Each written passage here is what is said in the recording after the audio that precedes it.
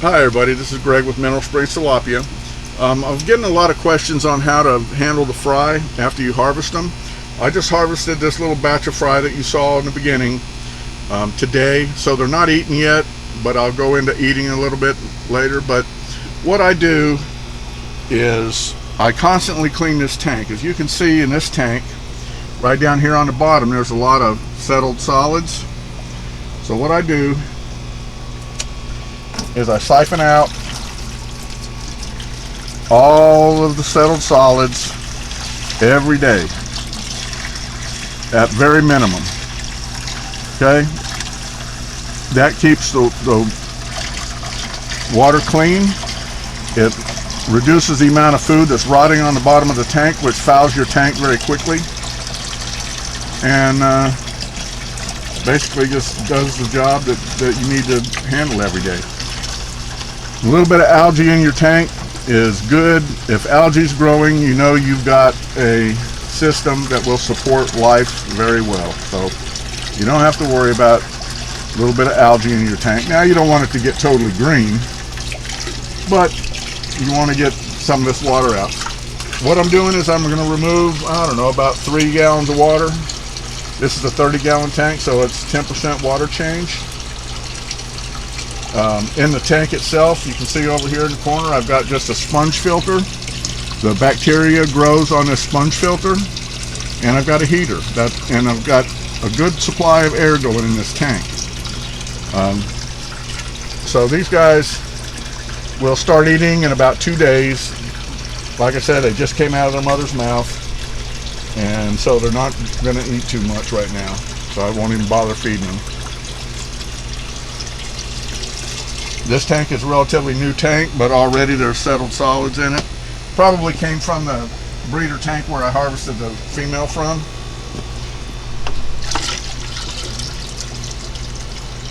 So I just refill the tank and I'm done. Now, as far as feeding the little guys, what I do is I grind my food up into a fine powder. You can see that powder on my finger. Okay, now this tank of fry back here, I'm still feeding them powder. I'm going to have to go to a larger food here pretty soon. But these guys, they know when I stick my fingers in that tank, they know it's time to eat. And I put 1 pinch in over there, 1 pinch in for the ones that want to stay on this side over here. And that's all I do. But I feed them probably 6 to 8 times a day. You can feed them more than that, just a little bit less each time. So that's really all there is to keeping a fry alive. You're going to lose some, maybe 5% of your fry, but you shouldn't lose any more than that if you're keeping your water quality up. Water quality, these fry are very sensitive to water quality. Any huge changes and you're going to lose fry. So you got to keep the water quality, I'm not going to say pristine, but you need to make sure you don't overload it with ammonia and you don't overload it with nitrites. And the food in the bottom, getting the food off the bottom of the tank, the uneaten food or debris, or a few dead fish, you can do everything at the same time. It'll keep the remaining fish alive longer.